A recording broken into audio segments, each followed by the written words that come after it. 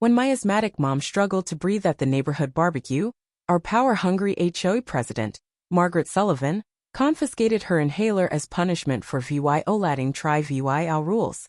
How could Mom have known that Margaret's actions would unravel a shocking secret? My gentle, struggling mother was secretly an undercover FBI agent investigating the HOA's corrupt dealings. Red and blue lights pierced through our curtains that night as I watched the ambulance take Mom away, all because Margaret couldn't let go of her obsession with our garden gnome. I stood in the driveway, trembling with a mix of rage and fear. Just 10 hours earlier, life had seemed normal. I still remember the moment Margaret first zeroed in on us. We'd just finished unpacking in our new home in Willow Grove Estates when a sharp knock interrupted our pizza dinner. There she stood, impeccable in a crisp gray blazer, a black notebook gripped tightly in her perfectly manicured hands. "Welcome to the neighborhood," she said, her tone devoid of warmth. "Your mailbox is 2 shades darker than regulation. Fix it by Friday." Mom, always gracious, invited her in for a slice. Margaret eyed the pizza box like it was toxic. "I prefer to keep our interactions professional," she replied. "I'm the HOA president. You'll find all the rules in the welcome packet. There are plenty." That was 3 months ago. Since then, she'd cited us for everything. Trash cans slightly visible from the street. They weren't. Christmas lights up too long. It was January 2nd. A bird feeder, attracting pests. Mom's rose bushes being half an inch too tall. And my car supposedly leaking oil. It didn't. Mom, who'd spent 30 years teaching kindergarten before retiring last spring, tried to smooth things over. She baked cookies for Margaret, invited her for tea, even offered to volunteer for community projects. Margaret's response? More frequent inspections. What really irked her was Benny, the garden gnome Dad gave Mom for their last anniversary before his fatal heart attack. Perched by our front steps with his little fishing pole, Benny drove Margaret nuts. "It cheapens Willow Grove's aesthetic," she declared on her 4th VY sit in 2 weeks. "The rules allow tasteful lawn ornaments," Mom countered, pointing to the HOA handbook. "Benny stays." I saw Mom's hand shake as she spoke. Her asthma, mild for years, had worsened since Dad's death at 62. Yesterday was the annual Willow Grove summer barbecue. Margaret had scheduled a special meeting on community standards beforehand. As we arrived at the clubhouse, I felt a chill. Too many neighbors darted glances our way before looking away. "Glad you could join us," Margaret announced into the microphone as we sat. "I was just discussing property values and how some residents seem intent on dragging them down." She clicked to a PowerPoint slide of our house. Benny circled in bold red. "This is the kind of tackiness that repels quality buyers," she proclaimed. Mom stood.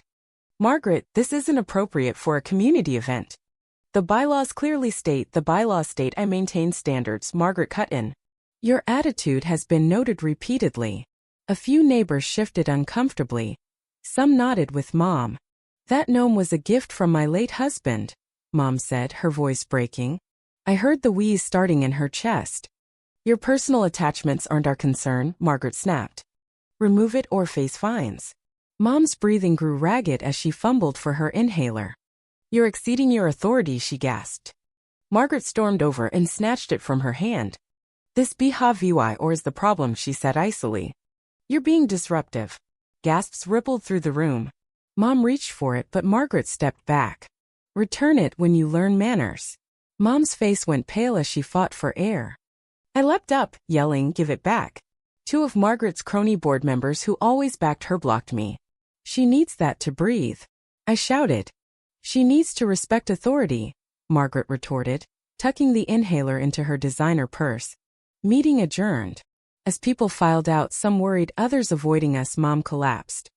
I shoved past the board members, catching her before she hit the floor. Someone dialed 911 as I screamed, watching her lips turn blue. "Your mother had a severe asthma attack, Dur. Ngwin explained in the hospital. If you hadn't gotten her here so fast." I couldn't finish that thought. The image of Margaret walking away with Mom's inhaler haunted me. "Can I see her?" "Dr. Ngwin nodded. "She's stable, but we're keeping her overnight." "She's asking for her phone." In her hospital bed, Mom looked surprisingly alert, hooked to oxygen and monitors. Her first words threw me. "Did you bring my secure phone?" "The one in my nightstand's locked drawer." Mom rest. "I'll call the police about Margaret." "No police," she said firmly. "Not yet. Get my phone."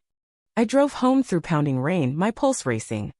A soaked HOA letter was taped to our door against their own rules, demanding a DULA 500 fine for disruptive conduct at the event, signed by Margaret. Inside, I found the key where Mom said, taped in her copy of Pride and Prejudice. The drawer held an unfamiliar phone and a notebook of financial records and codes. Back at the hospital, Mom sat up, serious. "Lock the door," she said. I did, baffled. "Sit down, honey," she began, her voice steady and commanding, unlike the Mom I knew. She entered a passcode on the phone and dialed. "Agent Laura Bennett reporting. Authorization code, Tango Echo 92. I need Director Hayes.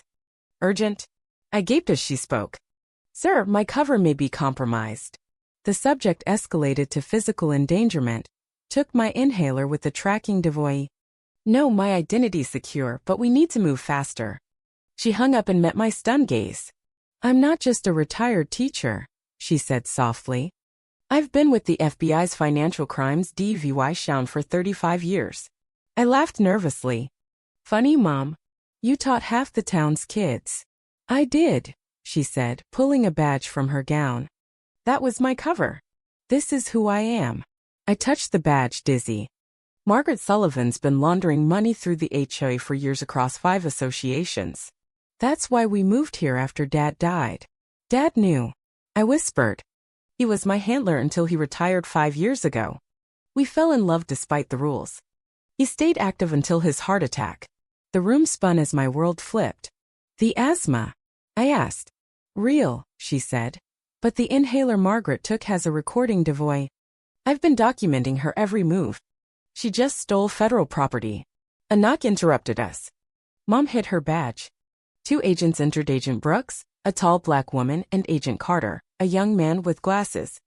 "Agent Bennett, we've been monitoring," Brooks said. "Director Hayes greenlit immediate action after the medical threat. Margaret's holding an emergency HOA meeting tomorrow about our violations," I said. "Perfect," Mom replied. "The quarterly fees just came in. If her pattern holds, the money moves after the meeting. We'll have a team ready," Carter confirmed. "What do I do?" I asked, still reeling. "Go home, act normal, attend the meeting, record everything," Mom said.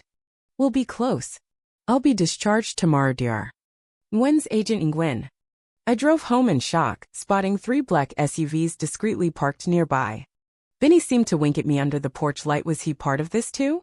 On the couch, I flipped through photo albums, seeing Mom and Dad's life anew. Dad's government accounting job, Mom's teaching posts that shifted every few years, their separate conferences.